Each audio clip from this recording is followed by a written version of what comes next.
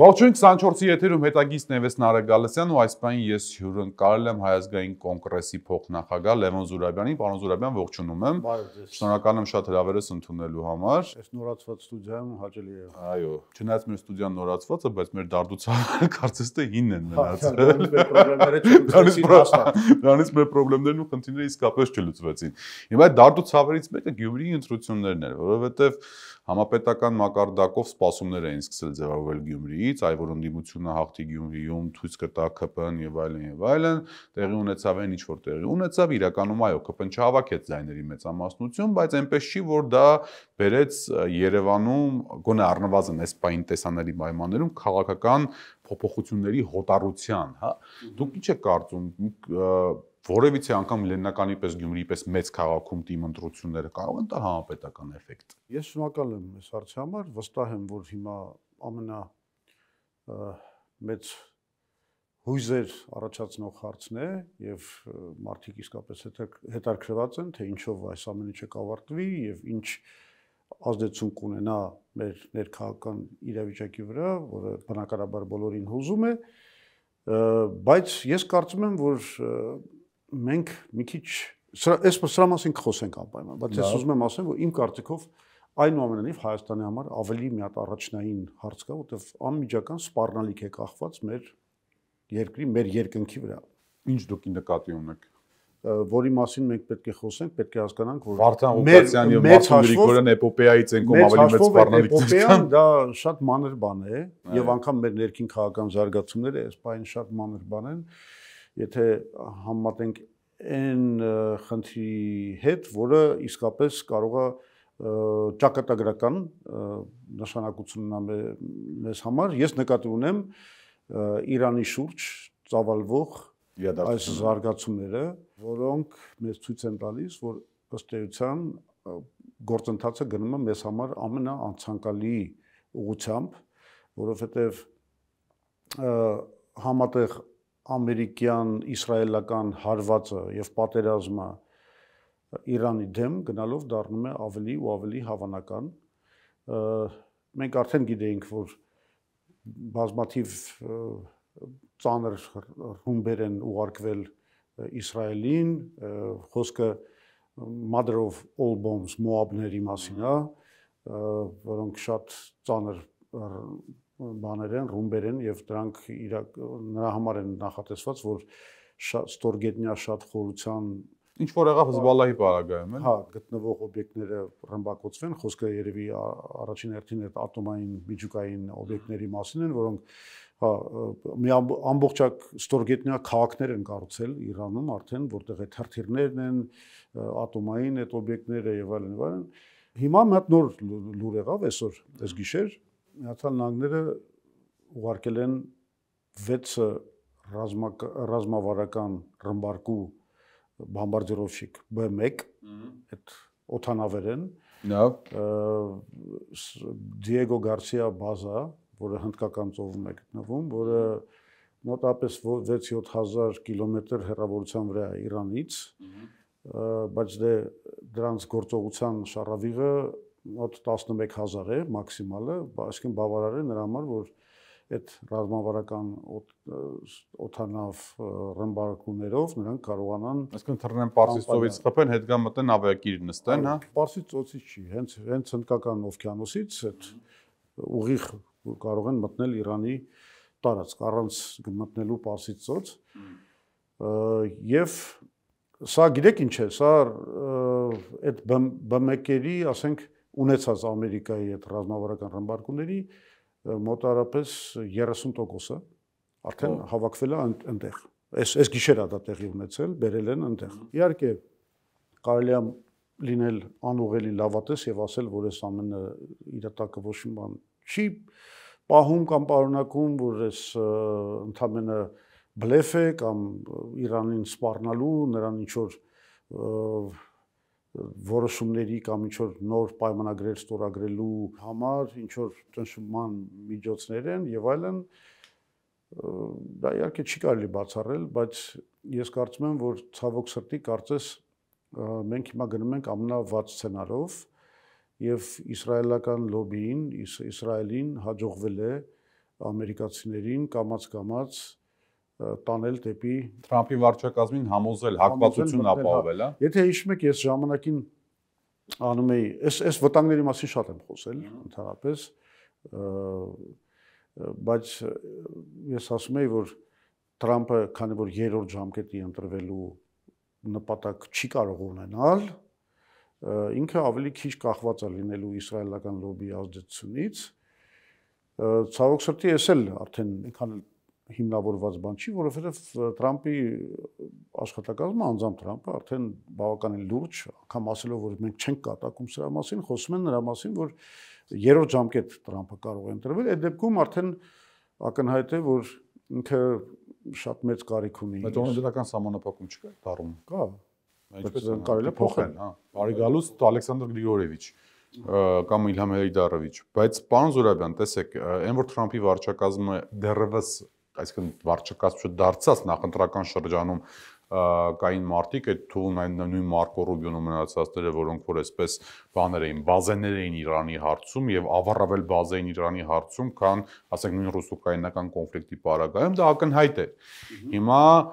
որ դուք ասում եք մեծ վտանգ է ծառացած Հայաստանը այս պայմաններում ու այս իրավիճակում թույլ տվեք այս նաիվ հարցը տալ, ինչ կարող է անել ընդհանրապես։ Չէ, նախ հասկանանք ինչպես դա կդառնա մեզ համար վտանգ, հետո պատասխանեմ ձեր հարցին։ Այսինքն հա լավ Իրանին ռմբակոծելու են, հա, հարձակում մենք ինչ, չէ, ինչ, ասենք դրա հետևանքով Ադրբեջանը կարող կանաչ լույս տանա հարվածելու համար Սյունիքին, դրա հետևանքով փախստականների բան կարող է։ Բայց այս ամենը պետք չի բացատրել։ Պետք չի բացատրել, որ այսօր Չէ, կարելի է բացատրել, ինչի՞ չէ։ Չէ, որովհետև արդեն լուրջ հրապարակումներ կան սրա մասին, լուրջ խոսքն է նրա մասին, որ արդեն ուզում են Իսրայելը ուզում է ամերիկա-իսրայելական ստրատեգիական այդ համագործակցության մեջ մտցնել նաև Ադրբեջանին, ինչպես երրակողմ ստրատեգիական համագործակցություն, այնպես էլ խոսում են Աբրահամյան այդ համաձայնագրերի մասին, որը գիտեք վաղուց Իսրայելի ծրագիրն է Սաուդյան Արաբիայի, Էմիրատների հետ եւ արաբական այլ երկրների հետ հաշտության գնալու, չեզոքացնելու նրանց օգնությունը պաղեստինացիներին, այդ Գազայի հարցերում, Խամասին եւ այլն եւ այլն։ Հիմա ուզում են ընդգրկեն նաեւ Ադրբեջանին։ Ինչ են Ադրբեջանին ուզում ընդգրկեն, չնայած ինքը թուրքերը հաստատ թուրքերը, այսպես ասած, ադրբեջանցիները իրենց ցակումով Աբրահամի հետ ոչ մի կապ չունեն։ Աբրահամի հետ, այո, արաբները ու հրեաները ասում են որպես իրենք սերում են իրանք Աբրահամից, Աբրահամի այդ սեմիտ են երկուսն են, ցեղից, հա, բայց թուրքերը որ հաստատ ոչ մի կապ չունեն Աբրահամի հետ, բայց իրանք ուզում են այդտեղ մտցնել։ Ինչն է նպատակը? Նպատակը այդ ստրատեգիական դաշինքն է, որի բանը իդեոլոգիան, գաղափարախոսությունը շատ պարզ է։ Ամերիկացիք շատ լավ հասկանում են եւ Իսրայելն էլ հասկանում, որ անգամ շատ երկարատև ռմբակոծությամբ օթային դու Իրանը չես կարող ծնկի բերել եւ ի վերջո պետք է գետնի վրա գտնվող այսպես կոչված նազեմնի օպերացիա։ Հա, նազեմնի օպերացիա։ Այո, գետնի վրա գտնվող ինչ-որ մի բանակ, որը կարողանա մտնել Իրան, իսկ բնականաբար ամերիկյան բանակին սա արդեն Իրաք չի, սա Իրանն է, որը շատ ավելի մեծ երկիր է, մեծ բնակչություն, մեծ ռազմական պոտենցիալ ունեցող, շատ լուրջ ռազմական տեխնոլոգիաներ ունեցող եւ սա արդեն հեշտ չի լինի, ոչ Վիետնամ կլինի, այսինքն իսկապես շատ բարդ բան է, խնդիր է ռազմական, հետեւաբար գլխավոր հաշվարկը, որը տասնյակներով տենց եկող մի հատ հաշվարկ է, որ այդ երկարատև ռմբակոծությունից հետո կստեղծվի մի իրավիճակ, երբ որ պարարթող կստեղծվի նաև տարբեր ապստամբությունների համար եւ ամենակարևոր խաղադրույքը արվում է ադրբեջանական ապստամբության վրա, ադրբեջանական սեպարատիզմի վրա, հաշվի առնելով այն հանգամանքը, որ տարբեր գնահատականների համաձայն ադրբեջանական բնակչությունը Իրանում կազմում է, ասենք 15-ից 25% եւ կան այդ անջատողական տրամադրությունները 10-15 միլիոն մարդու մասին ենք խոսում, չէ՞, թե ես չեմ սխալվում։ Հա։ Ու ասում են ընդհանուր մինչեւ 20, չգիտեմ 20 Թավրիզ եւ շրջակայք, էլի։ Հա, Դե իրանք ամենուրեք են։ Միայն ադրբեջանցիները չեն, այսինքն եթե պասված մի արած Իրանում ներքին խռովություն ուսացին, բելուջները, քրդերը եւ այլն։ Բայց գլխավոր խաղադրույքը ասում եմ այդ ադրբեջանական սեպարատիզմի վրա եւ դրա կոնտեքստում է, որ Ադրբեջանը դառնում է կարևորագույն ստրատեգիական գործընկեր Իսրայելի համար եւ Ամերիկայի համար, եթե այս կոնֆրոնտացիան գնում է։ Ես սրա մասին միշտ զգուշացել եմ, ընդ որում 2 տարի առաջ էլ ասել եմ, որ մեր այս այսպես կոչված արևմտամետները չեն հասկանում այս պարզ իրողությունը, որ ինչքան էլ մենք արևմուտքի հետ խաղեր խաղանք, ի վերջո կա մի հատ բան, որ այդ ամեն ինչը փակելու է, չեզոքացնելու է, դա այն է, որ Իսրայելը Ամերիկայի միջոցով ի վերջո բերելու է բանին Ադրբեջանին որպես գլխավոր ստրատեգիական դաշնակից եւ այդ հարցում երբ որ ինչ որ մի этаպին ասենք սպասում է եւ այդ կոնտակտները գնում են այո ակնհայտ է դա հա այդ կոնտակտները գնում են այդ հոդվածները տպվում են եւ այլն պարզավոր ինչ որ этаպին ակնկալվում է որ Ադրբեջանը պետք է հասունացած մի վիճակում երբ որ այդ ապստամբությունը կա եւ այլն պետք է ինչ-որ ռազմական գործողությունների անցնի, բնական է, որ գինը, որը պետք է վճարվի, Ադրբեջանը պահանջելու առաջին գինը, դա իր, այսպես ասած, Զանգեզուրյան բանի Միջանցքի ապահովումը եւ միգուցե ամբողջ Զանգեզուրը եւ ակնհայտ է հետեւյալը, որ այսինքն Ադրբեջանը որպես դառնա պլացդարմ Իրանի դեմ գործողություններում որպես պարգևավճար կամ կոնֆենտ պահանջելու է, այսպես ասենք, Սյունիքի օկուպացիայի կանաչ լույս, որում իրենք շատ տրամաբանված, պատճառաբանված կարող են դա ներկայացնել, որ մենք մտնում ենք մեծ ռիսկային մի հատ կոնֆրոնտացիայի մեջ, որտեղ մեզ թիկունքները պետք է ապահովված լինեն, մենք պետք է ունենանք այս Նախիջևանի ապահովվածությունը, հա, Նախիջևանի հետ կապը ոնց պետք է արվի։ Առաջ Իրանի տարածքով էր անում։ Հիմա, քանի որ եթե Իրանի հետ սկսվում է կոնֆրոնտացիա, բնականաբար այդ անվտանգությունը ապահովելու համար պետք է իրենք ստանան Անդրեյ, մի բան է ինձ միշտ բանանում։ Ես երբեք Ալիևյան կլանին թշնամի համարելով ապուշ չեմ համարել։ Ու ցխալ ընդհանրապես հակառակորդին ապուշ համարելը։ Հիմա ինչ եմ մտածում, էլի այդ տրամաբանությունից ելնելով։ Իրանը իր բոլոր ներքին խնդիրներով եւ մնացած հարցերով բազմաթիվ հարցեր այնտեղ կան։ Անշուշտ Միացյալ Նահանգների եւ Իսրայելի հետ այսպես ռազմական պոտենցիալով ավելի գոնե Միացյալ Նահանգներից առնվազն ավելի ցածր լինելով Ադրբեջանին այնպիսի վնաս կարող է տալ, որը անդառնալի կարող է դառնալ Ադրբեջանի։ Ես դրա համար ասում եմ, որ այդ վիճակը պետք է հասունանա։ Այսինքն սկզբից սկսվելու պետք է սկսվի համաձայն այդ հաշվարկների մեծ լայնածավալ հարձակումը ամերիկյան, իսրայելական, ռազմական Սիրիայից, որոնք կարող ամիսներ տևեն, որը Պարսից ծովից եւ Սիրիայից կարող, որտեղ սիրիական բազաներն են։ Եվ ստեղծեն մի իրավիճակ Իրանում, որտեղ, ասենք, ինչ որ դժգոհ բաներ, մասաներ, այդ թվում էթնիկ կոնֆլիկտի այդ բանի վրա պետք է ապստամբեն։ Դրա մասին իդեպ Խամենեին է բաց խոսում։ Ասում է, որ իրենց հաշվարկը էսա, որ պետք է ռմբակոծեն, հետո տենան, հետո դրթեն ներքին ապստամբություն։ Այսինքն դրա մասին շատ բաց խոսվում է բոլոր աղբյուրներում արդեն։ Այսինքն Ադրբեջանում մաքսիմալ անվտանգ սցենարի զարգացում լինի, հա, երբ որ իրենք ուղակի մտնեն, այսպես առանց Ադրբեջանը պետք է գնահատի կամ ստանա ինչ որ երաշխիքներ, ինչ որ պահից, երբ որ դա արդեն հնարավոր է, այո, եւ հա, եթե ինքը այդ պատերազմի մեջ մտնում է ունենալով Ամերիկայի, Իսրայելի հավաքական աջակցությունը պլյուս Թուրքիայի կողքից այդ գոյությունը, բնականաբար դա ինչ որ չափով արդեն հավասարակշռում է հնարավոր ռիսկերը եւ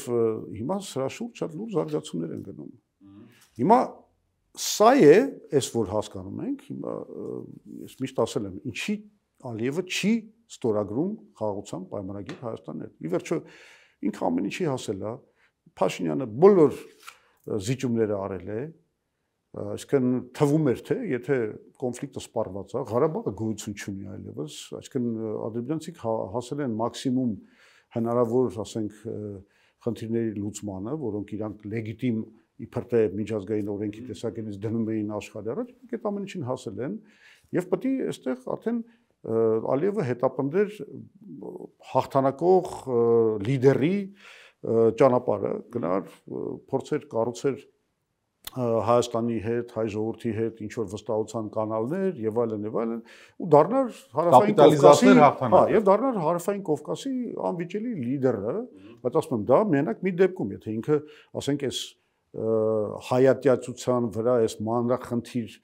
բաները չաներ, ասենք, մեր գերիներին չպահեր, մեր այդ Արցախի ղեկավարների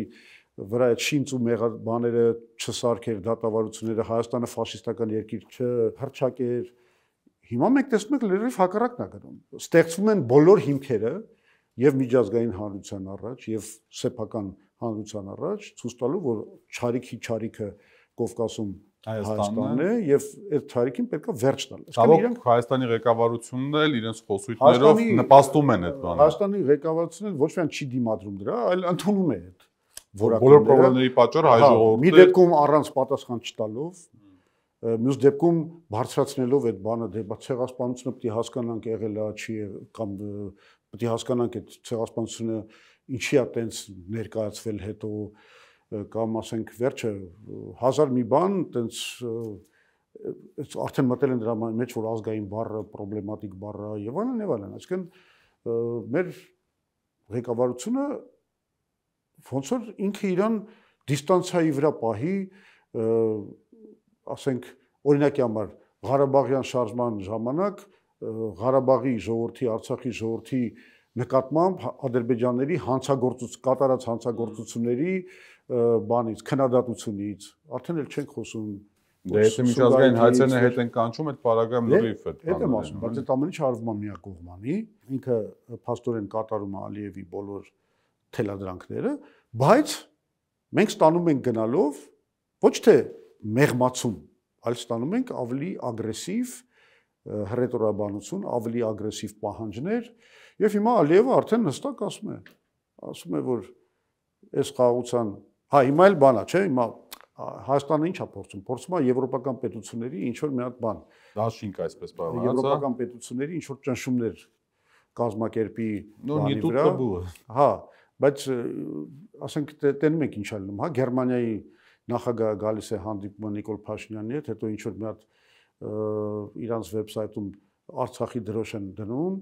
հետո մյուս օրը այնպես են նվաստացնում գերմանացիներին, որ նրանք ներողություն են խնդրում, որ տեսքով մի քանի անգամ հայտարարում են շատ նվաստ արտահայտություններով ներողություն են խնդրում, այսինքն ակնհայտ է, որ Ադրբեջանը իրան թույլ է տալիս անգամ Գերմանիայի, Ֆրանսիայի հետ էլ չեմ ասում, ինչ լեզվով խոսալ, Ռուսաստանի հետ, Ամերիկայի հետ էլ բավականին ոնց որ ասում են «не церемонятся»։ Իրանի հետ շատ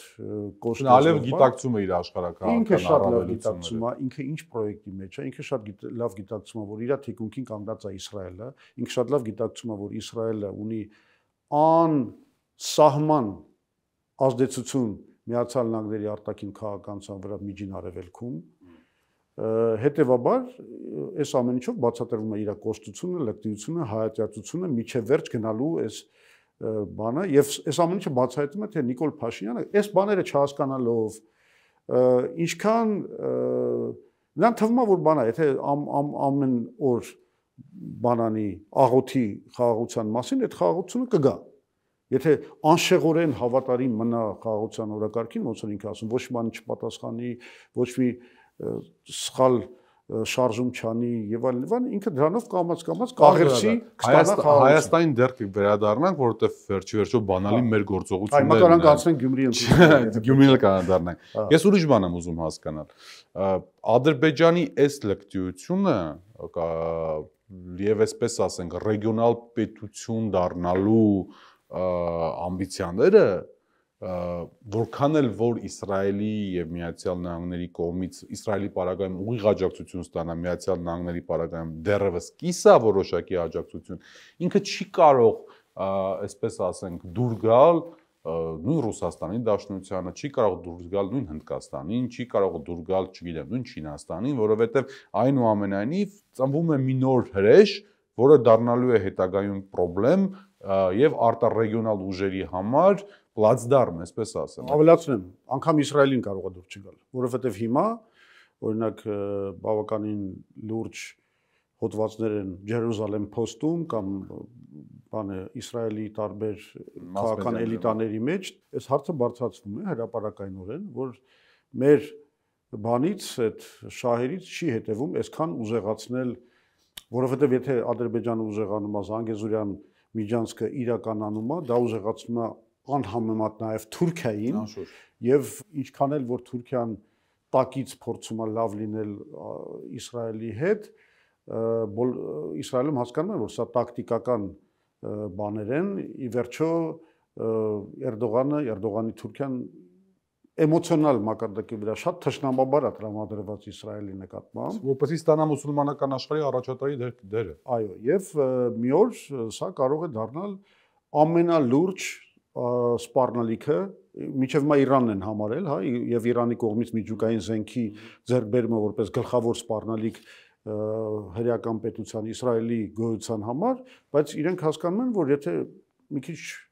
շատ ուժեղանա թուրքական ֆակտորը այս միջին արևելքում,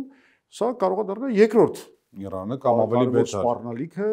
Իսրայելի գոյության համար։ Այդ ձայները բարձրանում են, դրանք էլ չեն դարձել mainstream ու չեն դարձել Իսրայելի քաղաքականության մեջ որոշիչ ձայներ, այդ հարցերը բարձրանում են, իսկ Իսրայելում էլ այդ վտանգների մասին պետք է մտածել։ Բայց դուք ասիք Ռուսաստանը, հա, ու Չինաստանը այս հարցերում իհարկե ինչ որ բաներ ունի, ավելի շատ ոչ թե կոնկրետ Կովկասի վերաբերել, այլ Իրանի եւ Ռուսաստանի հետ համագործակցության կոնտեքստում եւ այն կոնտեքստում, որ թույլ չտա Ամերիկային այդպեսի մակարդակի օպերացիաներ անել, որոնք ի վերջո ազդում են Ամերիկա, Չինաստան այս հակամարտության բալանսի վրա, այդ տեսակետից Զանգեզուրյան, այսպես ասած, միջանցքի խնդիրը շատ փոքր հարց է Չինաստանի համար, բայց իհարկե Հնդկաստանն էլ այդ հնարավորությունը չունի, ինչքան էլ որ մեզ զենք է վաճառում եւ այլն, իրանք առայժմ չունեն հնարավորություններ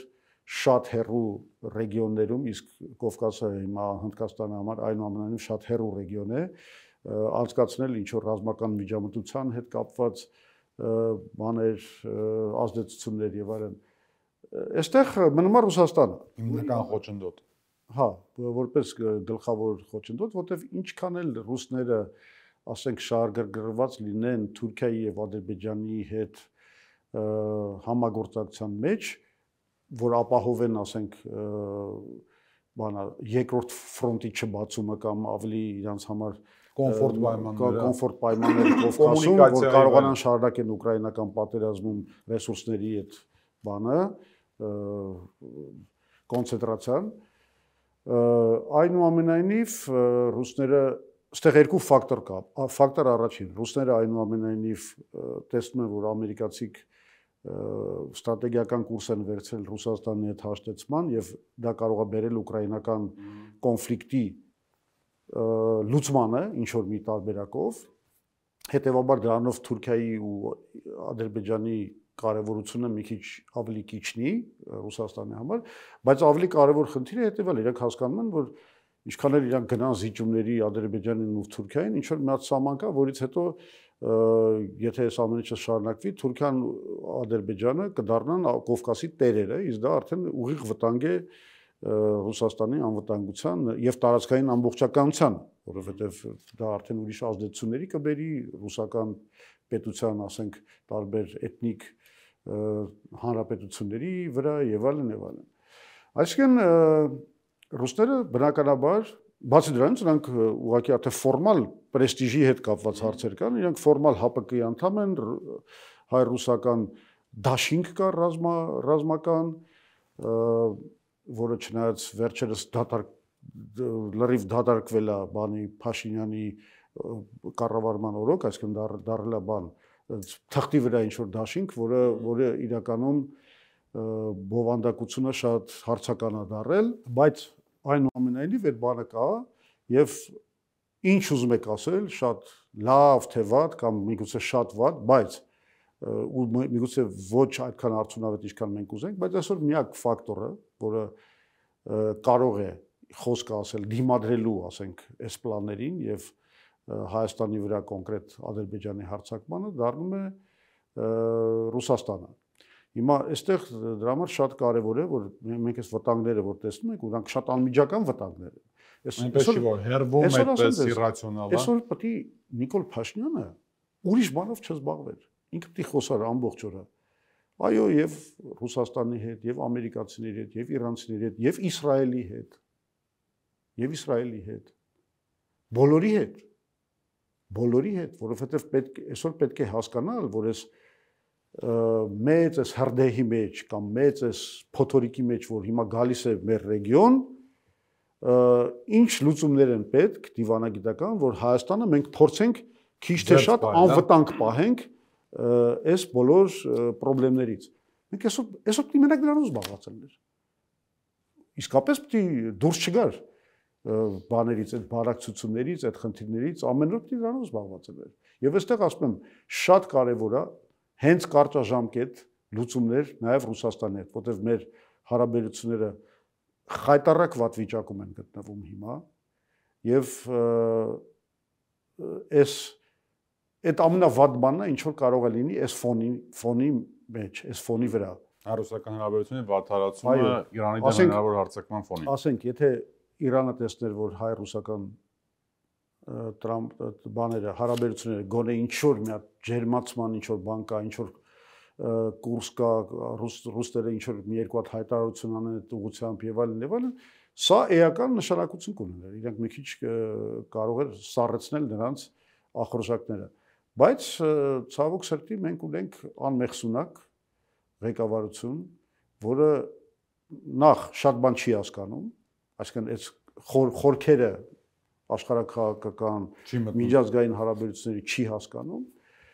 եւ երկրորդը ունի ինչ որ ինստինկտներ, որոնք իրանց արդեն դրել են ուրիշ ճանապարհի վրա, իրենք արդեն քայլեր են արել, որոնք գուցե փորձում են Էրդողանի միջոցով պարոն Զուրաբյան այդ հարցը լուծել, որովհետեւ ակնհայտորեն Հայաստանը վերջի շրջանում անընդհատ ռևերանսներ է անում Թուրքիային, չգիտեմ, Սիրիա օգնություն ուղարկեց, սահմանը ինչ որ շրջան բացեցին, այդ Էրդողանի այդ գիրքը հայտնի այսպես կրծքին սեղմած նկարվեց եւ այլն։ Ես լսել եմ անգամ, որ լրջորեն քննարկվում է այդ հանգամանքը, որ Հայաստանի անվտանգային համակարգը կախված է մեկ երկրից եւ այդ մեկ երկիրը Թուրքիան է,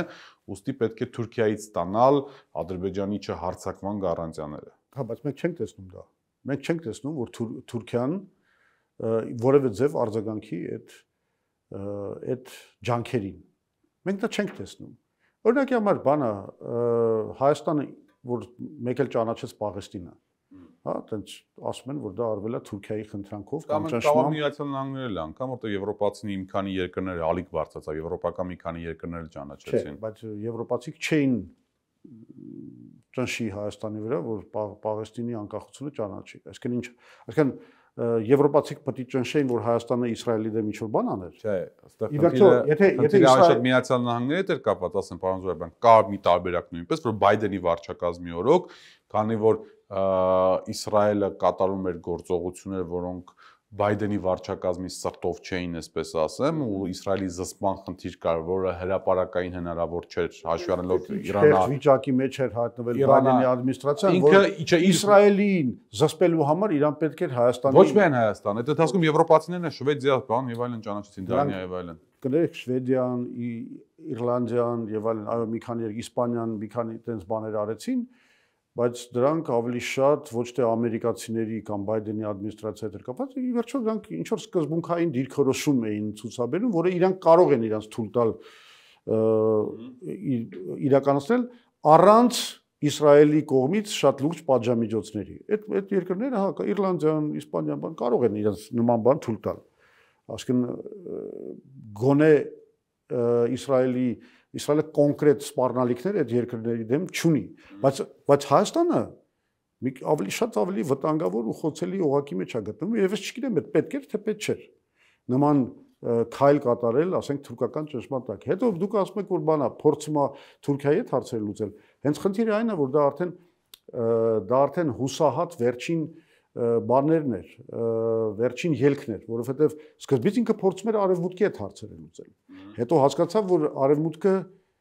տարբեր պատճառներով, այդ թվում նաև այս քննարկված պատճառներով չի աջակցում Հայաստանին բավարար չափով, որ այս վտանգները կարողանանք այդ ժամանակ ինքը կատարեց այդ շրջադարձը, քանի որ ռուսների հետ արդեն այրել է հարաբերությունները, արևմուտքը չի կարողանում շրջադարձ անում դեպի Թուրքիա, հույս ունենալով որ Թուրքիան Ադրբեջանի վրա կազդի, պարզվում է դա էլ տեղի չի ունենում, որտեղ ինքը հայտնվում է արդեն Ալիևի դեմ մենակ ու ստիպված է ընդունել նրա բոլոր պահանջները, բայց դա էլ չի օգնում։ Գիտեք, այս կատարյալ ձախողումը Նիկոլի հենց դրա մեջ է։ Ինքը բոլոր սցենարները փորձարկեց, գնալով ավելի վատ վիճակի մեջ հայտնվեց, ամենավատ վիճակում արդեն միևնույն է, էլ ելք չունի, ու ինքը իմ ասած մնացել է խաղաղություն բուրալու կարգավիճակում, պատրաստվելով կատարել Ադրբեջանի բոլոր պահանջները ու չհասկանալով, որ Ադրբեջանին իր զիջումները պետք չեն,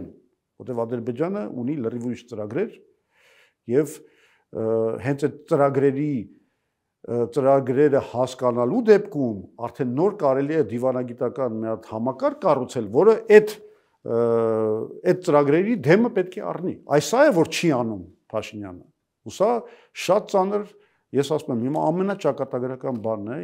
Ոնց որ մայիսին պատրաստվա պարադի գնալ, միգուցե այդ ժամանակ ինչ-որ բան ստացվի։ Դե, հա, ինչ որ վերջերս ոնց որ մի երկու հատ մեսեջ, ոնց որ թե ռուսների հետ իրենք էլ են հասկանում, որ ինչ որ բան պետք է անել։ Դե դա ասում ենք, բայց ձեռքի հետ Ալեն Սիմոնյանը այնպեսի հակառուսական հայտարարություններ է գրեթե ամեն օր անում, որ այսինքն ինչ որ Փաշինյանը չի անում, տալիս է անելու երևի թե Ալեն Սիմոնյանին, էլի։ Դե հենց այդ իրենք ասենք չեն էլ հասկանում ոնց է պետք ռուսների հետ խոսել, դա էլ ասեմ, իրենք ինտելեկտուալ այդ կոդերը չունեն։ Մեծ հարց է ռուսները ցանկանում են ընդհանրապես խոսալ։ Մեկ էլ մեծ հարց կա, ընդհանրապես ռուսները այլևս ցանկանում են խոսել Փաշինյանի խորքային առումով խոսել Փաշինյանի կառավարությանը։ Այլ հարց, բայց ռուսներն էլ քանի դեռ Փաշինյանը այստեղ իշխանություն է, այնուամենայնիվ ստիպված գնալու են ինչ որ կոնտակտների եւ ինչ որ խոսել են, ես կտեմ խորքային առումով, խորքային առումով ոչ մի բան դուր չի գա, բայց հիմա վտանգը շատ անմիջական է ու հիմա պետք են կարճաժամկետ լուծումներ։ Մենք չենք կարող սպասել, որ բանը իշխանությունը փոխվի, որովհետև պայմանական, չգիտեմ, ռուսական ռազմաբազայի տեղադրում Սյունիքում, օրինակ եմ ասում, հա, ասենք կարճաժամկետ որպես լուծում, հա։ Չէ, կարճաժամկետ գնան բանակցությունների ինչ որ պայմանավորվածությունների, ասենք այս բանում, այս ճգնաժամի մեջ ռազմական, երբ որ ասենք դա լինելու է ադրբեջանցիք ինչ որ ապստամբելու են կամ բանը հենց Ադրբեջանի պետության զորքերը հավաքվելու են որ ներխուժեն Զանգեզուր, հա, Սյունիք, Զանգեզուրը ինչ ենք, մենք չենք համարում այդ հայկական բառը, դա։ Քանի որ Ալիևը դա արդեն հենց համահանել, այլևս դա վախենում ենք Զանգեզուր բառը գործել։ Դե, չգիտեմ, ես բանը մայրական կողմից խնձորկեցի եմ, գորիսեցի, այսինքն խնձորեսկից։ Խնձորեսկի, պապս էլ տատս էլ խնձորեսկից եմ, միշտ էլ Զանգեզուր ենք ասել ու դրանից չենք ամաչել, դա համարել ենք Կարծեմ դպրոցը ձեր պապիկի անունով է, չէ՞։ Բանում Խնձորեսկում, հա։ Գարեգին Սևուցի անվան դպրոցը, հա։ Այսինքն ես Զանգեզուր բառից երբեք չեմ ամաչել ու չեմ համարել դա թուրքական բառ։ Ու դրա շուրջ վեճեր էլ կան, թե ծագումը որն է, ու կա նաև հայկական ծագման վերսիա, որին ես շատ մեծ հաճույքով հավատում եմ։ Դե ոնց սովորել է այդպես էլ ասում են, լավ էսպես ասում։ Դե լավ, ուզում ասեմ, այդտեղ խնդիր չկա, Սյունիք ենք ասում, թե Զանգեզուր ենք ասում, մեկը մերն է։ Հիմա ասում եմ, այս ամեն ինչը կարող է տեղի ունենա։ Հիմա adekvat դիվանագիտություն է պետք, պաշտպան ունակության մասին չեմ էլ խոսում, որովհետև շատ դժվար է մի քանի օրվա մեջ անել այն ինչ որ պետք էր անել տարիների ընթացքում։ Հետո մեկ անգամ տեսել են գլխավոր գերագույն հրամանատար Նիկոլ Փաշինյանի հրամանատարությամբ, մեկ չէ, 3 անգամ տեսել ենք պատերազմը ինչ կարա, ինչի կարա ոնց է ինքը առյուծ գլխավոր հրամանատարից դառնում նապաստակ մոդերատոր։ Այդ տեսել ենք, մի քանի անգամ այդ էվոլյուցիան տեսել ենք ու հասկանալի է, որ դրա վրա հույս դնել չի լինի։ Ամենասարսափելի սցենարներից մեկն է, պարոն Աստված մի արասը։ Իհարկե էլի միևնույն է, ինչ որ միջոցառումներ կան,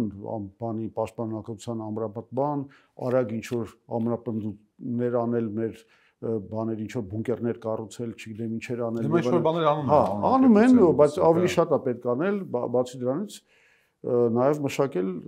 մեր մոբիլիզացիոն Թիմբեկ խնդիրը դիվանագիտական ճանապարհով թույլ չտալն է, որպես ինքնարավես պատերազմ սկսվի, հա, թիվ 1-ը դիվանագիտականն է եւ այդտեղ պետք է շատ արագ կատարել այդ բանակցությունների շարքը, որ ես առաջարկեցի։ Կրակտերի հանգեցման համար, այսպես ասենք, հնարավոր է։ այս իրավիճակում, երբ որ մեր շուրջ ռեգիոնում իսկապես էգզիստենցիալ Հայաստանի համար վտանգներ կան, Հայաստանը գտնվում է, այսպես ասեմ, հիմա երկարաժամկետ միգուցե մի տարին երկար է, ինչու՞, բայց իրականում ընտրությունների շեմին է գտնվում եւ ամբողջ քաղաքական համակարգը կամած տրամադրվում է ընտրական գործընթացներին, ընտրական process-ներին։ Ու այդ առումով դրա համար այն ինչ որ մեր շուրջը նաև տեղի ունենում, կարծես թե մենք սկսել ենք չնկատել։ Բոլորի ուշքի միտքը Գյումրի, մնացած այլ ես ուզում էի մի հատ սառը ցնցող շոկային ինչ որ բանանեիք, բայց այնուամենայնիվ կա այն ինչ որ կա։ Պարոն Զուրաբյան, դուք բազմիցս ասել եք, որ առանց Հայաստանում իշխանափոխության քաղաքական process-ների Հայաստանը տարածաշրջանում գնալով ավելի ու ավելի այսպես իզգոյի կարգավիճակ է ձեռք բերել։ Այն բառակապակցությունը իմն է, բայց միտքը որպես այդպեսին դուք ասել եք։ Հիմա ես պետք է չարչարված Գյումրիի թեմային վերադառնամ ուզեք կամ չուզեք, էլի։ Չէ, պետք է, ես խոստացել եմ, Հիմա մեր մոտ համացանցում, ընդհանրապես ժողովրդի տրամադրության մեջ որոշակի սպասումներ կային, որ Գյումրիում ԿՊ-ն պետք է տապալվի։ Գյումրիում տապալվեց։ Այո, անդիմադիր տեխնացուները միասնական ավելի ման վերցրեցին։ Բայց հարցս հետեւյալն է. Հայաստանում կան բազմաթիվ ընդդիմադիր համայնքապետեր։ 5-6 հոգանում կարող եմ հենց հիմա այսպես բան տալ, հա։ Այդտեղ էլ ամեն ընտրությունների ժամանակ բաներ, էմոցիաներ էր, բաններ, ընդդիմություն, իշխանություն, պայքար էր եւ այլն, բայց երբ որ ընտրվում են ընդդիմադիր համայնքապետերը, որպես կանոն մեկ բացառությամբ կամ երկու բացառությամբ, այդ համայնքապետերը սկսում էին նորմալ աշխատել օրվա իշխանություններից, որտեղ իրանց համայնքի շահերն է նաեւ դա պահանջում, էլի։ Էլ չենք ասում, որ նաեւ վերբով կա ելնում, այդ դեպքերն էլ են։ Այդպիսի դեպքեր են եղել, մեկ եւ երկրորդն թե անգամ չեն եղել, հիմա որտեղ չեն եղել, Ալավերդիում օրինակ դա չեղավ։ Դե Մասիսում էլ դա չի եղել օրինակ։ Հեղաշրջում կատարեցին։ Հա բանում Վանաձորում Մամիկոն Աստանյանը ձերբակալեցին 2 տարի 7 ամիս վաղը իմ հյուրն էի դեպ լինելու։ Ի նկատի ունեմ արժեր այսքան ուշադրություն դարձնել Գյումրիի ընտրություններին որպես Փաշինյանի իշխանության դեմ դրոշակ, այսպես ասեմ։ Ինչ վերաբերվում է Գյումրիի ընտրություններին, ես ունեմ երկու լուր։ Լուր համար 1։ Լավ եւ վատ։ Սկսենք վատից։ Հիմա դուք որն եք, դուք եք ժանրի բանը, ժանրի կանոնները պահանջում են, որ երբ որ այդ ընտրությունը ներկայացվում է, լսողը ընտրի։ Ուրեմն վատից ենք սկսում։ Վատից ենք սկսում։ Այո։ Okay։ Լավը թողնի դեսերտի։ Հա, լավ, ձեր ընտրությունն է, հարգում եմ։ Լավ։ Վատ լուրը այն է, որ հաղթանակին մոտ է, սա այսպես ասեմ կոպիտ, ուզեղացան Ռոբերտ Քոչարյանի դիրքերը Գյումրիում։ Այդ ինչով է վատ։ Ասեմ, հա, ինչով է վատ։ Հա։ Իսկ ձեր համար է վատ որպես հակ միգուցե։ Հա, բայց հա, շատ ես համարում եմ բայց գործող դաշտում Ռոբերտ Քոչարյանը ես համարում եմ դա վատ լուր, որովհետև այնուամենայնիվ լավ կլիներ, որ մենք Նիկոլ Փաշինյանի իշխանությունը կարողանայինք մերժեինք ոչ թե չարյած փոքրագույնի ընտրանքի բանում համատեքստում, այլ մերժեինք եւ դրա տեղը բերեինք ժողովրդի համար ընդունելի, ավելի բան արդյունավետ իշխանություն, որը կոպիտ ասած այդ պարոն Զուրաբյան, ես Ռոբերտ Քոչարյանի փաստաբանի դերակատարություն չեմ ցանկանում ստանալ, բայց այդտեղ կա մի տրամաբանական հարց։ Ձեզ կասեն հետեւյալը. կասեն մասնակցեի Գյումրիի ընտրություններին, հավաքեիք այնքան ձայն, որպեսզի կարողանայինք ինքներդ մերժել քաղաքացիական պայմանագրին, եւ դրանով ոչ մեկի դիրքերը չէին թուլանա։ Հենց որ երկու լուրը ավարտենք, լավն ու վատը, դրանից կանենք եզրակացությունը։ Այդ եզրակացությունը հենց կպատասխանի ձեր հարցին։ Լավ։ Այսինքն վատ լուրը ես կարծում եմ այս է, որովհետև բանա փաստորեն մենք ընկել ենք մի վիճակի մեջ, երբ որ կանգնում ենք չարյած փոքրագույնի ընտրության առաջ։ Այդ ենք կանգնում ենք շատ վատ բանը փորձում ենք հաղթարել վատ բանով։ Ու դա ուղիղ է ինչ որ կատարվել է Գյումրիում։ Օրինակ ես ասեմ, ու ինձ համար ակնհայտ է, որ այդտեղ կա Քոչարյանի բանը, ստվերը, որովհետև ասենք Վարդան Ղուկասյանը ուղղակի կրկնում է Ռոբերտ Քոչարյանի ռոպագանդայի, ընդ որում անիմաստ հայդատական ռոպագանդայի, ես համաձայն եմ, որ Փաշինյանի ես ազգակործան նվաստացումը պետք է մերժել, բայց դա չպետք է լինի այն գնով, որ մենք հիմա գնանք բանա Վան Էրզրում, բան։ Դե լավ, ինքը ասած կատակ եմ արել, լավ։ Կատակ արել, հա, Լեննականյան կատակ է, ասած բանա, գեներալի ռեպետիցիա են կանում, ասած։ Բայց ինձ կան նաև ստախոսություններ, որոնք նորից ժառանգված են Ռոբերտ Քոչարյանի կամպանիայից, այսինքն օրինակի համար։ Երբ որ ինքը ասում է, որ Փաշինյանը, որի դեմ ինքը խոսում է, Տեր-Պետրոսյանի բանն է, հոգեզավակն է, իրանք են բերել։ Այդ մի մարդ է ասում, որ ինքը երկու անգամ ընտրել է Նիկոլ Փաշինյանին վարչապետ։ Այսինքն իր ձեռքով գնացել է սխմել է այդ կնոպկեն, որ հենա Գալոյան Արմանը հանեց այդ բաները, քվեարկությունների արձանագրությունները։ Այո, մայիսի 1-ին 8-ին Վարդան Ղուկասյանը իր ձեռքով դարձրել է Նիկոլ Փաշինյանին վարչապետ Հայաստանի։ Ու ինքը մեզ մեղադրում է իրան Հայաստանում իշխանության բերել։ Դա կներեք ինձ համար անընդունելի երեսպաշտություն ու սուտ է։ Մյուս սուտը, երբ որ ինքը խոսում է նրա մասին, որ ասում է Տեր-Պետրոսյանը ասում էր 1 միլիոնանոց Հայաստանն է մեզ պետք, հերիք է, բանում Գյումրիում 10,000 հոգի պիտի լինեն, ոչ մի բան չեն արել աղետի գոտու վերականգնման համար, այ Ռոբերտի ժամանակ ուրիշ էր բան, հիմա ես ասեմ փաստերը։ Ուրեմն Տեր-Պետրոսյանը երբեք նման բան չի ասել, երբեք չի ասել, եթե հանգարցակի ինչ-որ մեկը տենց բան գտնի, ես պատրաստ եմ ինքնասպանություն գործել։ Այդ աստիճանի վստահ։ Ֆիքսենք, բայց ես չեմ ուզում, պարոն Զորաբյան։ Ես դա չեմ ուզում։ Այդ աստիճանի վստահ։ Որ նման բան ստականներ այդքան պետք չի բարձրացնել, բայց այդքան ուզում եմ բարձրացնեմ։ Հենց այդքան էլ բարձրացնում, ավել էլ կարող բարձրացնել։ Դա այդ կողմել ավելի որն է։ Բիբլիական մեղքի տակ եք մտնում։ Տեր-Պետրոսյանը այդպիսի բան չի ասել երբեք։ Երկրորդը, ես նոր խոսեցի Հրանտ Բագրատյանի հետ։ Հիմա Վարդան Ղուկասյանը Հրանտ Բագրատյանի հետ շփվում է, ինքն էլ իր ասուլիսում ասեց, որ շատ գրագետ տնտեսագետ է, մենք իր այդ բյուջեի հարցերը քննարկեցինք, պարզվում է մեզ տալիս են 3 միլիարդ դրամ, պետք է տան 20 միլիարդ դրամ, որովհետև Նշում դատիատալի կառավարության։ Այն ժամանակ Հրանտ Բագրատյանի ժամանակից այդ բանը 30%-ը վերադարձվում էր բանի բյուջեին, հիմա եթե այդքան վերադարձի, պետք է 20 միլիարդ, եթե չտան, դատի եմ տալու եւ այլն։ Okay, նախ այդ կանոնը եղել է մեր իշխանության օրոք, Տեր-Պետրոսյանի օրոք վարչապետ է եղել Հրանտ Բագրատյանը։ Երկրորդը, Հրանտ Բագրատյանը հրապարակել է այդ բան, ինձ էլ ասել ես խոսակցության մեջ, որ մենք ամենամեծ կառուցապատումն ենք ունեցել աղետի գոտու։ Այսինքն տարեկան 250-ից 350 հազար քառակուսի մետր բնակ շենքեր է կառուցվել, բնակության վայրեր Գյումրի աղետի գոտում, որից 60%-ը գնացել է Գյումրիի կառուցման։ Լինսին դարավի շատ է կառուցել ձեր իշխանության օրոք։ Ուրեմն մենք ասում եմ, խոսեցինք Հրանտ Բագրատյանի հետ, ինքը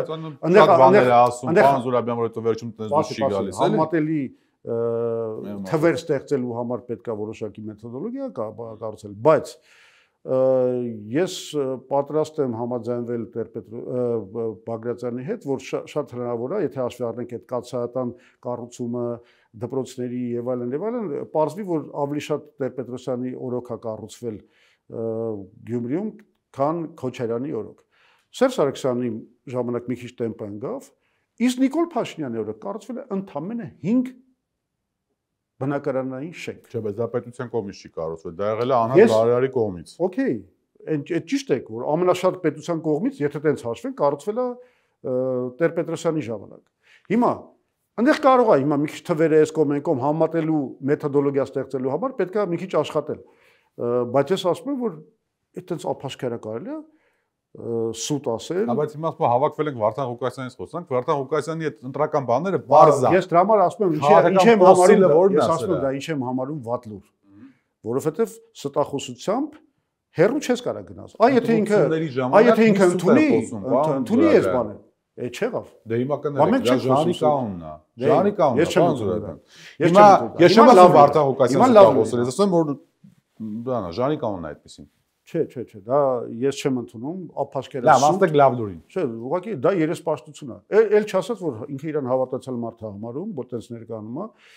ինքը փարիսեցի չպիտի լինի։ Ինքը չի կարող, եթե իսկապես հավատում է Հիսուսին, բանին, այդպես իսկապես Աստծո հավատում է, ինքը իրավունք չունի սուտ ասելու։ Եթե ասում է սուտ, ինքը գործում է Աստծո դեմ։ Սա ուրեմն մեկ։ Հիմա անցնենք լավ լուր։ Թողնելով հավատականությունները, լավ լուրն եմ ուզում հասկանալ։ Հիմա լավ լուրը հետևյալն է, լավ լուրը այն է, որ Փաշինյանի իշխանությունը տապալվում է։ Լավ լուրը այն է, որ չնայած նրանք գործածեցին բոլոր ռեսուրսները ու հաշվի առնելով այն հանգամանքը, որ միշտ էլ կան մարդիկ, որոնք ցանկացած պարագայում գնում են իշխանության օգտին են քվեարկում, կան մարդիկ, որոնք շահերով կապված են իշխանության հետ ու հենց մենակ դրա համար գնում են քվեարկում են իրենց օգտին, դրա վրա գումարում ենք ադմինիստրատիվ ճնշումները, գումարում ենք կեղծիքները եւ այլն, մենք տեսնում ենք, որ շատ ծանր արդյունք է իշխանությունների համար, որը ցույց է տալիս, որ իրանք սպառվում են։ Իրանց ազդեցությունը սպառվում է։ Անկախ նրանից ներողություն ընդդիմությունն տարբեր հատվածը իրար մեջ լեզու գտնեն Գյումրիում, թե չէ։ Իհարկե ես կուզեի, որ լեզու գտնեն եւ Փաշինյանը կորցնի Գյումրին։ Դա լավ լուր կլներ ամեն դեպքում։ Չնայած այն առաջի վատ լուրը, անկամ Վարդան Ղուկասյանի քաղաքապետարան։ Վատ լուրը մի կողմ դնելով ասում եմ, դա կլինի բան,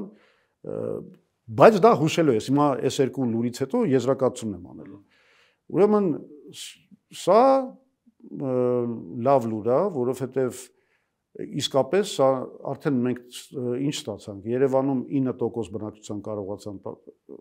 ՔՊ-ի օգտին քվեարկեցնել եւ իշխանության հարցը լուծեցին այդ Արամ Սարգսյանի կուսակցության շնորհիվ, որը Գյումրիում չաշխատեց։ Հա, իսկ Գյումրիում պարզվեց, որ այնտեղ 15% են բերել ընդամենը, որը էլի շատ վատ արդյունք է, հաշվի առնելով, որ Գյումրին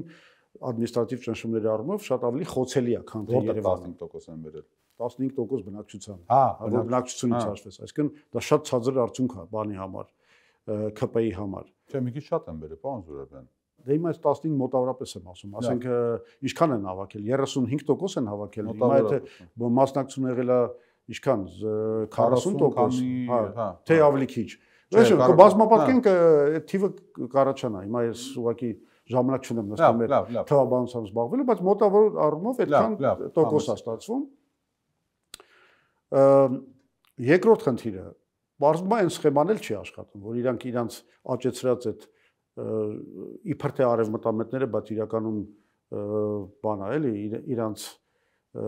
քարոզչական ռեսուրսն է, այդ մարդկանցով իրանք ահավոր վատ արդյունք են բանալ ցույց տվել։ Ուրեմն մի բան ասեմ, ծիծաղելի բան է։ Լևոն Բարսեղյանը անցյալ ընտրություններում կազմել էր դաշինք, ռամկավար ժառանգություն կուսակցություններով, որոնք այն ժամանակ որևէ ուժ չունեին, այստեղ ավելի շատ Լևոն Բարսեղյանի անձնական բաններ եւ ինքը հավաքել էր մոտավորապես 4.5%։ Հիմա ամբողջ արևմտամետ այս բանը դեսանտուրան, հա, բոլորը մտնում են այս ամեն ինչի մեջ, բոլորը Արման Բաբաջանյան, Արամ Սարգսյան, չգիտեմ Հովսեփ Խուրշուդյան, չգիտեմ ելով էր, բոլորը Շիրինյան, բան, Խզմալյան, բոլորով, Խզմալյանն էլ կար, բոլորը դե փողոցներում բան էին գալիս, բան եւ այլ, ամբողջը միավորվել էին, Եվրոդաշինք էին կազմել։ Եվ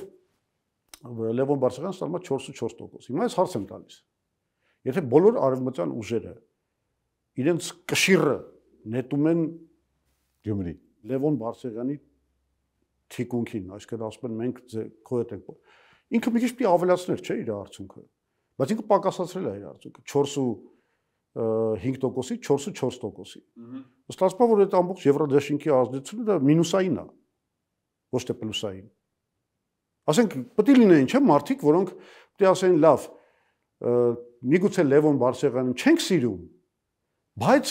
դեպի պայծառ Եվրոպա պատրաստ ենք։ Այս արևմտամետ ուղղությունը մեզ համար կարևոր է, բան, հանուն դրա մենք կգնանք եւ քվեարկենք։ Իրականում իհարկե ես մի քիչ հիմա գրոտեսկ եք անում, որտեղ թիմ ընտրություններ են։ Չէ, ուրիշ բանով եմ ես մի քիչ չափազանցնում, որտեվ չնայած ինքը ավելի քիչ է տոկոսով հավաքել, բայց ավելի շատ մարդ քվեարկել է իր օգտին, եթե համատնում, որտեվ այս անգամ մասնակցությունը ավելի մեծ է եղել, բայց եթե նայում ես ինչքան ավելի շատ մարդ է եկել քվեարկելու, դա չնչին մի հատ բան է։ Այսինքն ստացվում է, որ այդ Եվրոդաշինքի ազդեցությունը իրականում շատ փուճուր է, շատ չնչին է։ Այսինքն Լևոն Բարսեղյանի զընտրազանգվածը չի ավելացել Եվրոդաշինքի աջակցության պայմաններում, այլ թեթևություն, դուք մտածում եք հիմա Լևոն Բարսեղյանն ու Եվրադաշինքին հանգիստ թողնելով, դուք մտածում եք, որ սա այս ինչ որ Լեննականում կա, դա այս կամ այն չափով ամբողջ Հայաստանի բանն է, տրամադրություններն է, ամբողջ իրանց հիմա ստրատեգիան, այսպես կոչված, եղել է այն, որ հա կարող է մենք թուլացած լինենք, այդքան չկարանանք սահմանադրական մեծամասնություն ստանանք պարլամենտում, բայց հիմա իրանք էլ առանձին կգնան, այդ Եվրոդաշինքը կգնա առանձին, հետո ասենք մենք հավաքենք, չգիտեմ, 30 քանի տոկոս, մենք ԿՊ նկատի ունեմ, էլի, իսկ այդ մեր դաշնակիցները, ասենք, հավաքեն 10-15%, հետո ասենց կմիանան ու կդառնան բանը։ Մի հատ այնս ֆռցնելու, հայ ժողովրդին ֆռցնելու բան կա, էլի, ռազմավարություն։ Լավ բան հիշեցի, որ դուք ասացիք այդ բոլոր արևմտամետները, երբ որ արևմտամետները իրանք առաջին հերթին ավելի շատ հակառուս են, չէ՞, իրանք բանանում որպես ցույց տալիս, կանց թե արևմտամետ։ Ես հիշեցի Մարշալ Բեռնադոտի պատմությունը, երբ որ ինքը դարձավ Շվեդիա, մինչև հիմա բանը Բեռնադոտներն են, չէ՞, Շվեդիայում բանանում։ Նապոլեոնի իշխուն, մոնարխ դարձավ մարդը, թագավոր դարձավ Շվեդիայի, հետո Բոնապարտին դավաճանեց, բայց դա հարցը դա չի։ Երբ որ Իրան բժիշկները փորձում էին ինքը հիվանդ էր, մոտենային, այսպես քննեին, բան անընդհատ մերժում էր, լինելով Շվեդիայի արքա։ Մերժում էր, վերջը ստիպեցին, երբ որ այդ շապիկը հանել էին, այդ շապիկի վրա գրված էր, մարմնի վրա դաջված էր մահ մոնարխներին եւ բաներին, ուզուրպատորներին։ Հա, որովհետեւ ինքը Յակոբինյան է եղել մինչեւ այդ։ Հիմա երբ որ հայաստանյան հակառուսների այս գործողությունները կատարում ես, իմ տպավորությունն է այդ ծայրահեղության մասն եմ խոսում, էլի, որ այդ բժիշկները երբ որ մոտենան հանկարծ կարող Կրեմլի նկար դուրս գա մեջից, էլի։ Այդ բացառել երբեք չի կարելի, բայց ես հիմա դրա մասին չեմ խոսում։ Ես խոսում եմ դրա մասին, որ այդ լավ լուրն եմ բացում, էլի, այսինքն մի քանի առումներով սպառվել է ռեսուրսը Փաշինյանի ընտրվելու 2026 թվականին։ Դա եւ իրանց սեփական ԿՊ-ական ռեսուրսն է եւ այսպես կոչված սուտի արևմտականների դաշինքի ռեսուրսը, որով իրանք պետք է բան անեն, էլի, այտենց այդ խաղը խաղային, այդ թատրոնը խաղային, որ հետո վերջը կոալիցիա են կազմում։ Իդեպ դա նաեւ ցույց է տալիս, որ իրականում հələ հայտնել չի ինչ աջակցություն ունի այդ բանը, այդ որ տենց 50,000 բան հավաքեցին, 60,000 բան Փաշինյանը իրաց փրկել է, ինքը այն առումով որ ընդունել է, ասենք 50,000 մարդու ստորագրությամբ այդ օրենք են ընդունել։ Մինչդեռ եթե ուղարկեր նա բանի, ասենք լրացուցիչ ստորագրություններ հավաքելու, հետ հայտնի չի, թե ինչքան իրականում իրանք ձեն կհավաքեն, հա։ Սա էլ է ուռճացված, որտեղ մեր ժողովուրդը ռեալիստ ժողովուրդ է, նրանք իրականում հասկանում են, որ այս բանը, երբ որ արևմուտքը ոչ մի ռեալ նշան ցույց չի տալիս, որ ինքը պատրաստ է ստրատեգիական միջամտության Կովկասում եւ Հայաստանին աջակցելու, այս բանը դառնում է անմեղսունակություն է ստրատեգիան, որ մենք եկեք մենք ասենք, որ մենք իրանց հետ ենք ու սպասենք ինչ հարվածա գալիս մեր գլխին։ Հիմա եզրակացումը այս երկու փաստերից վատ եւ լավ։ Մենք պետք է արձանագրենք, որ Փաշինյանը մի հատ ռեսուրս ուներ շատ կարեւոր, որ ասում էր, բա ուզում եք նախկինները գան, չէ՞, այդ ԿՊ-ական այդ ռեսուրսը իրանց շուրջ հավաքված մարդիկ միշտ այդ մենք վատն ենք, բայց նախկինները կան, այո, Բոբոն ու Սերժը գալու են, բան եւ այլն, սենց ուզում եք դրան գան, փաստորեն Գյումրիում մեռավ այդ տակտիկան։ Որտեւ պարզվեց, որ իրանցից արդեն այնքան շատ է զզվում նույն ժողովուրդը, որը քշեց այն ժամանակ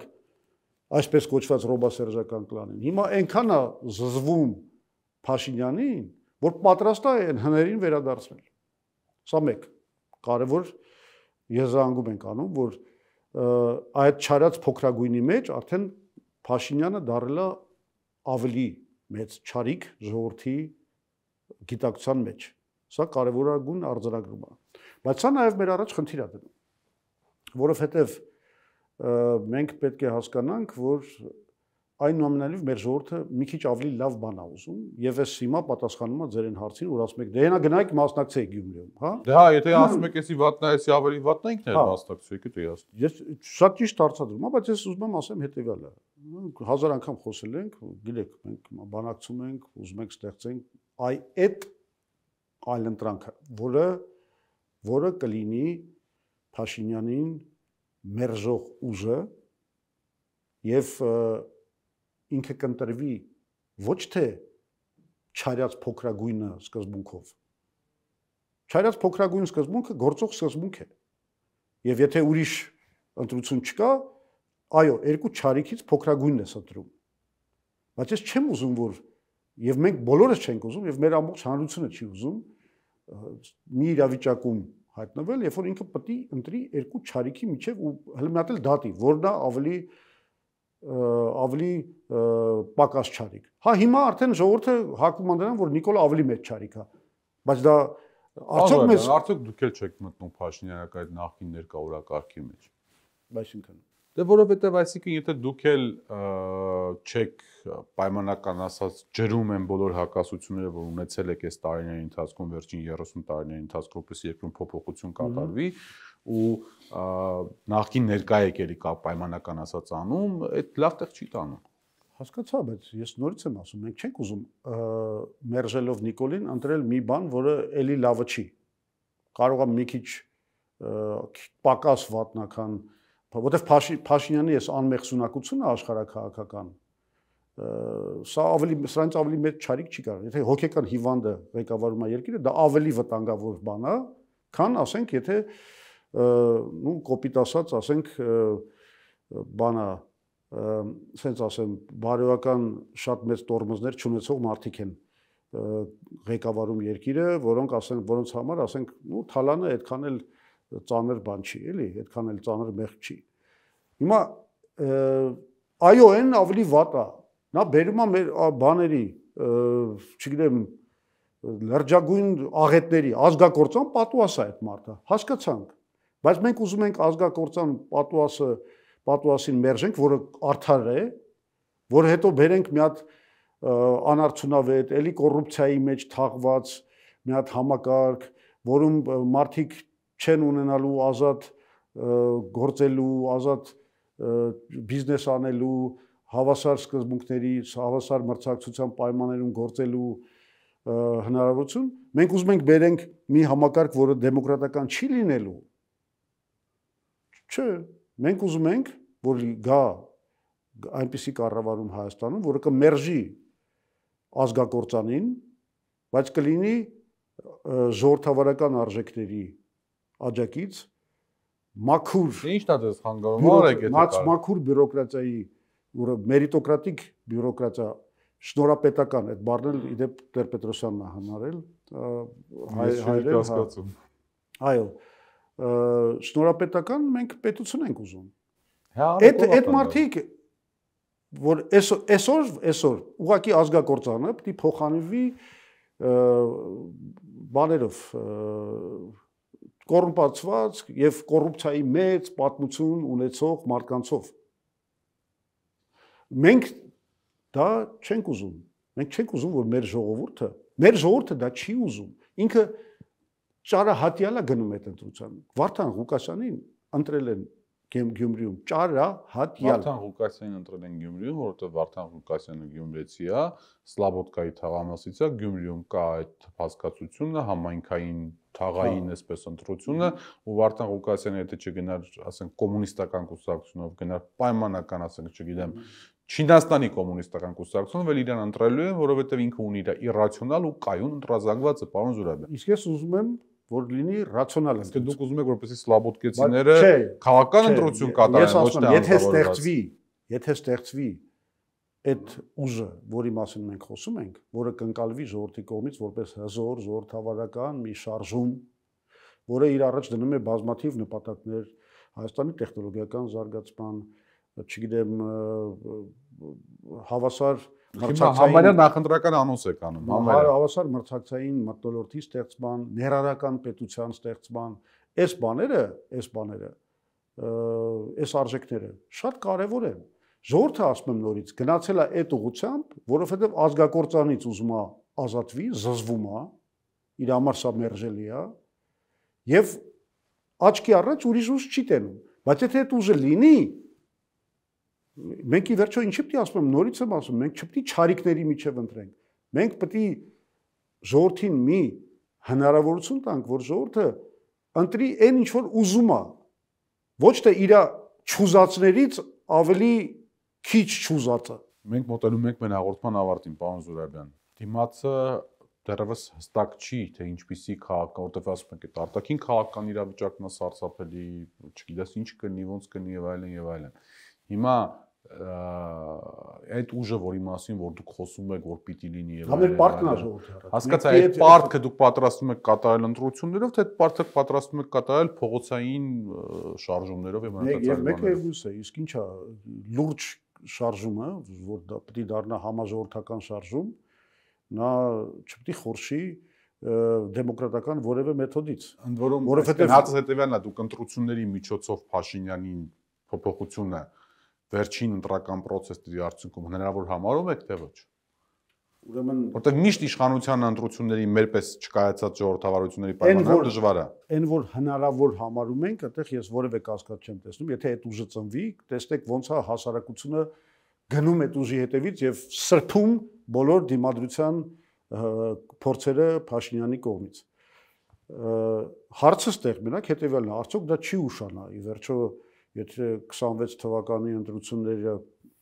պետք է իրանց ժամկետում անցնեն, հնարավոր է որ մենք ունենանք այնպիսի ճգնաժամեր, որոնք բանա արդեն մեծ կորուստներ կբերեն Հայաստանին միջև այդ ընտրությունների կայացումը։ Դա հնարավոր է, այսինքն մենք ստե ունենք խնդիր կապված ժամանակի հետ։ Մեզ օր առաջ պետք է իշխանության փոփոխություն, բայց ընտրությունները լինելու են մյուս տարի ամռանը։ Հիմա որն է լուծումը այս խնդրի, այս հակասության։ Ես կարծում եմ լուծումը հետևյալն է։ Մեկը արհեստական կերպով չի լինի, որ հենց հիմա դուրս գանք փողոց կազմակերպենք, չգիտեմ ինչ, իշխանափոխություն չի լինի, հատկապես ժողովուրդը մի քիչ զգուշավոր կլինի այս աշխարհակահական փոթորիկների պայմաններից, բաներից, ոչ ոք չի ուզում ապակայունացում, իսկ դա անմիջական եւ անխուսափելի հետևանքը պետք է լինի նման փողոցային պայքարի, բայց ես համարում եմ, որ կարելի է ուրիշ ձև անել, կարելի է շարժումը ստեղծել, սկսել այդ նախապատրաստումը 26 թվականի ընտրություններին հաղթելու, մտքում ունենալով այն հանգամանքը, որ օր առաջ կարող է լինի մի հատ ճգնաժամ, որը բերի արտահերթ զարգացումների եւ ստիպի ավելի լուրջ քայլերի գնալ։ Վերջին եւ կարճատև, որտեղ մենք 1 ժամից ավել է գրեթե եթերում ենք գտնվում այս բանին, էլի։ Այդ որ շարժումը ասում եք, ես հələ միայն պարոն Եփերտոնն պարոն Զուրաբյանին են հələ որ ճանաչում, իսկ պարոն Զուրաբյանով չէ, նախ մենակ ես չեմ խոսում սրա մասին, շատ գործիչներ խոսում են։ Անուններ կտակ այդ շարժմանից կապ։ Ես չեմ ուզում հիմա որևէ անուն տալ, բայց մարդիկ կան, որ խոսում են սրա մասին։ Եվ այդ մարդիկ է պարաշուտից չեն իջնելու, էլի օթից չեն իջնելու պարաշուտով, էլի դաշտի մարդիկ պետք է լինեն։ Իհարկե անհամբերությունը կա, ու ես նորից եմ ասում, 70%-ը մեր ժողովրդի իր ուզած քաղաքական հոսանքը կամ կուսակցությունը չի տեսնում հիմա, որի համար ինքը դուրս կգա փողոց, կգնա քվեարկելու, որը ոգևորված կլինի, նպատակը պետք է լինի այդ ուժը ստեղծելը։ Եվ մենք խոսում ենք, բանակցում ենք, դա արդեն հասարակական բան է, պահանջ է, դա լրջագույն հասարակական պահանջ է, եւ մենք պետք է անպայման, սա մեր պարտքն է ժողովրդի առաջ, պետք է լուծենք այդ խնդիրը, որովհետեւ մեր ժողովուրդը արժանի է ավելինին, քան թե ընտրությանը երկու չարիքի միջև։ Շնորհակալ եմ շատ։ Իմ հյուրն էր Հայ ազգային կոնգրեսի փոխնախագահ Լևոն Զուրաբյանը։